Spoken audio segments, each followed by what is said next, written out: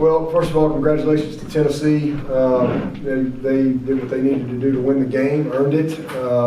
You know, two teams had really good years. Both teams earned their way here tonight, and they earned the win on the field tonight. We did not. Incredibly disappointing. You know, just name the game, a lot of missed opportunities. Simple as that. First half, I think we had 6 scoring opportunities out of 7 drives, and we got 1 field goal out of it. So, against the #1 scoring offense in the country, that you know at some point is going to hit an explosive or two, you have to capitalize. And the one thing that we've been probably the most consistent at all year, and have probably done the best, is red zone scoring. And we just did not take advantage of the plus territory opportunities. Again, seven drives. We had 1 punt in the first half, Scott punt. 7 opportunities, six scoring opportunities, and we come away with 1 field goal. So really disappointed with the missed opportunities there. We had 101 plays and 480-something yards, and you don't get any points for yards. You know, that's why all the stats, you know, the name of the game is points. Anyway, just like I tell the receiver, you don't get any points for getting open. So you have to finish and execute, and we did not do that. I will say this, I thought our guys competed their butts off. I have a great respect for how they competed. They never backed down. Either side competed. I thought both teams competed hard. Our guys fought. It was very frustrating because some missed opportunities, but they continued to compete all the way. And I thought defensively they gave us a chance, really most of the night. And then when we got a 1-score game right there in the 4th, they popped a couple runs there, and that was you know, probably the worst defensive possession that we had. But you know, good football team, and a lot of missed opportunities, and then you know, obviously missed kicks too. So took some sacks, made some mistakes.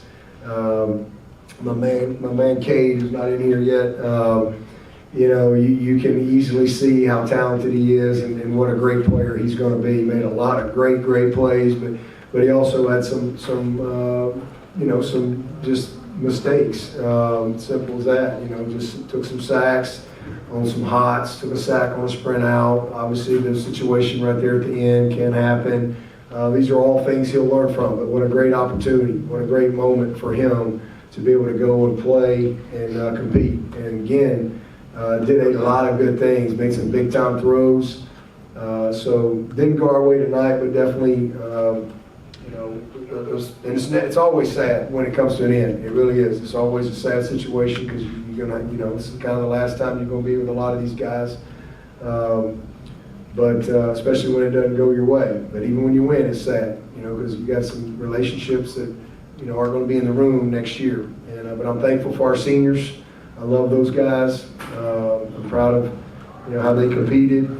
And I'm better, and Clemson is better because of those young men who spent the last 4, 5, in some cases 6 years as a part of our program. So very thankful for that. And again, didn't end the way we wanted to tonight, but an excellent year.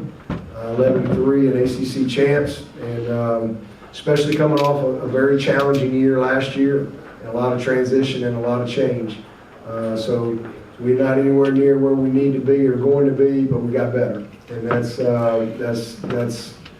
something that we can take away from it. So again, congratulations to Tennessee and Josh, man. I thought again they did some good things. What a great year for them, and. We'll take your questions with that. Okay, so that you know how we're going to do this, if you have a question, first of all, raise your hand. Excuse me, a microphone will be brought to you. And then, when you get the microphone, please state your name and your affiliation, and obviously who you would like to answer your question. So we're now open for questions. Coach Trevor Gross, CUTigers.com. The decision on that opening drive to go for the fake field goal, to take it was I think a 44-yard field goal, was that something you saw on film, or was it more of a feeling that the respect for Tennessee's offense and the fact that you need to score a touchdown? All the above. We knew field goals weren't going to win the game, and when we came into the game, we felt like that we had it there, and with going as far as how we executed it, but just, come out and be aggressive, and again, knew especially early that a field goal is not going to be the difference in the game. And, and then obviously we ended up missing 3 and made 1.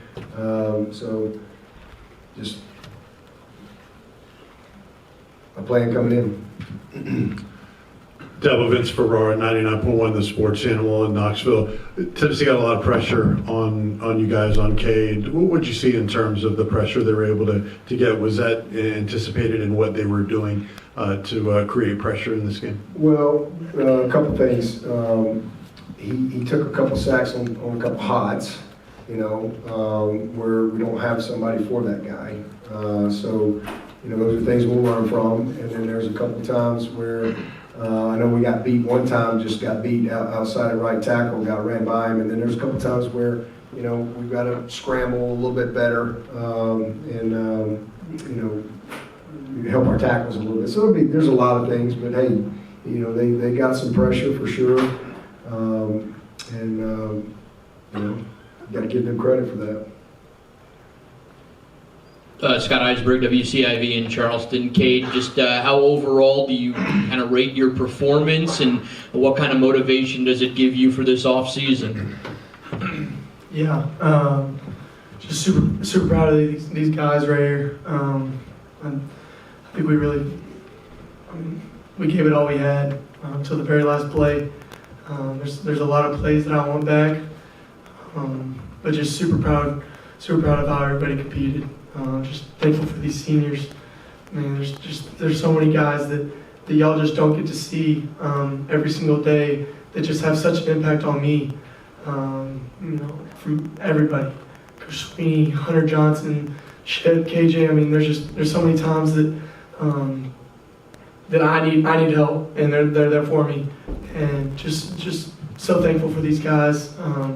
Wish we could have sent out these seniors with a win, but I think we gave it all we had till the very last play. Najee Tobias, New Era Prep, Palm Beach County, Florida. So I have this question for Will Shipley.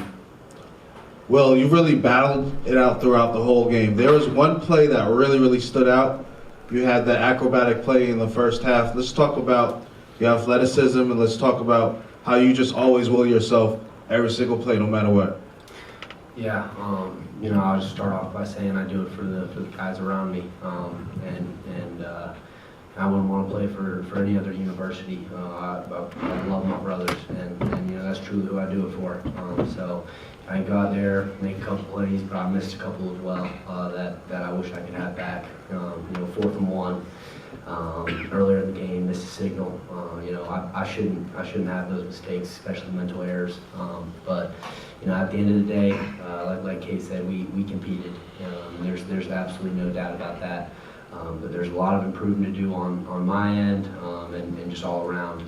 But I love these guys, and I truly do anything for them. Todd Summers, WSPA TV. Cade, well, a lot of people are going to talk about the missed field goals. Do you feel like not being able to score touchdowns when you were on the other side of the field, when you were making progress and moving the ball up and down the field, do you think that was an issue that kind of eventually started to wear on you guys a little bit? Yeah, I mean, the name of the game is points, and you get points by scoring touchdowns. So we needed to score touchdowns, and we weren't doing that. So part of that was on me. I took a sack on 3rd down, and there's just a lot of missed opportunities. Tennessee did a great job on disguising and disguising their blitzes and their coverages, and there was a lot of opportunities to be had, especially in the red zone. But just we needed to finish. That's what we needed to do. I mean, we were driving on them every single drive, like we just were, and for some reason when we got inside the red zone, we just couldn't finish it. KJ, Trevor Groves, HoundDogs.com. I know this one hurts, but I imagine at some point you look back on this season, the fact that you won the ACC championship will mean a great deal to you. You'll look fondly on that. will the way this game went, factor at all in your decision on whether you come back? Not at all. That decision time will be made at a later date. Right now, it's just about appreciating, like you said, what we've done this year. Coach Swinney said it in the locker room, 11 great days and 3 bad ones, and we'd be fools to really just focus on the bad 3. As competitors, that's what we're going to do because we want to win them all. But I'm really proud of this group of players, this coaching staff. Really, everybody was counted out at the beginning of the year. I look back at some photos that I had taken. We were like one commentator picked us to win the ACC, and probably nobody had us finishing the top 10 if that's where we land. So really just happy, happy the way these guys fought to the end, and regardless of the outcome, I wouldn't trade one player and one coach, for what I was able to be a part of this year. Really was special, and I got to appreciate every moment. Question for KJ and then Cade. KJ, what do you think of Tennessee's offense? The line, Milton, what were your impressions of them going up against them? Great group. First, shout out to our coaching staff. I definitely felt like we were prepared for at least the tempo aspect of it. Obviously, a great focus that Tennessee does a great job of stressing their opponents. I felt very comfortable in that aspect. But with that being said, obviously, a physical, a big up front. I think we did a good job from a front 7 standpoint of really holding the line. Not too many big runs given up, and when there were, it wasn't a matter of physicality, more just us being outside of our gaps, and they're good enough to capitalize on our mistakes, but also obviously Joe's a great player, and that's kind of what I said before the game.